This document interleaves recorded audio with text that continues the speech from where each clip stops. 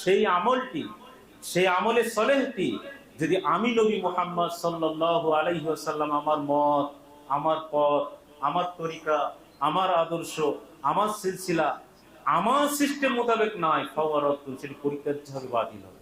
আল কারীমের সূরা মুলকের 2 নম্বর আয়াতের মধ্যে বলছেন, আল্লাযী খালাকাল মাউতা ওয়াল হায়াতা লিয়াবলুয়াকুম আইয়ুকুম আহসানু আমালা। আমি আল্লাহ জীবন এবং মৃত্যুকে সৃষ্টি করেছি, বানিয়েছি যাচাই বাছাই করার জন্য, পরীক্ষা করার জন্য। কিসের যাচাই বাছাই, কিসের পরীক্ষা? আহসানু আমালা, কে সর্বোত্তম আমল করতে পারে।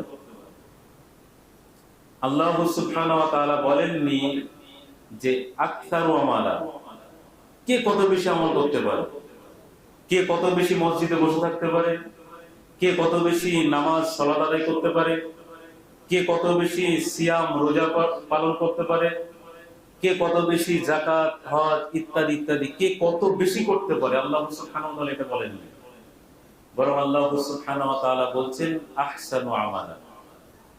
আমি আল্লাহ জীবন এবং মৃত্যুকে দিয়েছি কি জন্য? পরীক্ষা করার জন্য, যাচাই বাছাই করার জন্য। কিসের পরীক্ষা, কিসের যাচাই বাছাই? আহসানু আমালা, কে সর্বোত্তম আমল করতে পারে।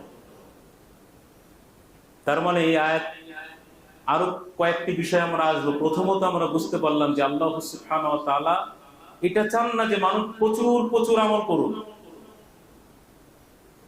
সহি পথ পদ্ধতি অনুযায়ী বেশি করুক, ঠিক আছে, ওটা হচ্ছে আলাদা ম্যাটার। কিন্তু কিছু সংখ্যক মানুষের ধারণা যে সারা রাত্রি জাগরণ করে মসজিদে বসে থাকতে হবে, সারা দিন মসজিদে তাসবিহ তেলাওয়াতে লিপ্ত থাকতে হবে, ইল্লাল্লাহ ইল্লাল্লাহ জিকির করতে হবে, আল্লাহ আল্লাহ, এরকম নানান রকম জিকির আমরা সমাজে পাই।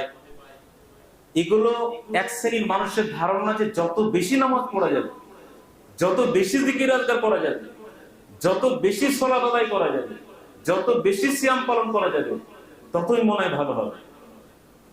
কিন্তু দুর্ভাগ্যজনক সত্য, বেশি আমল নয়, বরং কোয়ালিটি সম্পন্ন আমল, সর্বোত্তম আমলের কথা আল্লাহ সুবহানাহু ওয়া তাআলা বললেন। আর সর্বোত্তম আমল কোনটি, আহসানু আমালা কোনটি?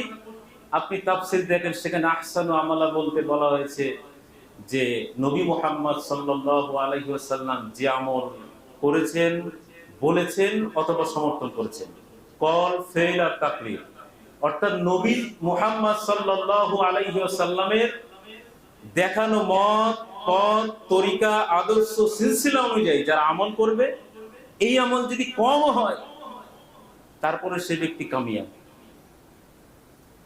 তাহলে আমরা যদি এখান থেকে শিক্ষা নিই, তাহলে বুঝতে পারবো যে আমল বেশি নয়, বরং আমাদের দেখতে হবে যে আমরা যে আমলগুলো করছি, আমরা নামাজ পড়ছি, রোজা রাখছি, মানুষের উপকার করছি, দান করছি, যাকাত প্রদান করছি, হজ ব্রত পালন করছি, যেটাই আমরা করি না কেন, আমাদের আমল সমূহ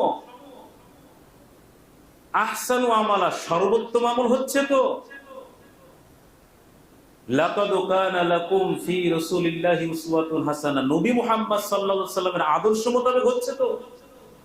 কারণ সূরা আল-আহজাবের 21 নম্বর আয়াতের মধ্যে মহান আল্লাহ বলছেন যে, যেটা বললাম, লাকাদ কানা লাকুম ফি রাসূলিল্লাহি উসওয়াতুন হাসানা, তোমাদের জন্য সর্বোত্তম নমুনা, উত্তম মডেল, উত্তম স্যাম্পল, উত্তম আইডল হিরো করে পাঠানো হয়েছে নবী মুহাম্মদ সাল্লাল্লাহু আলাইহি ওয়াসাল্লাম।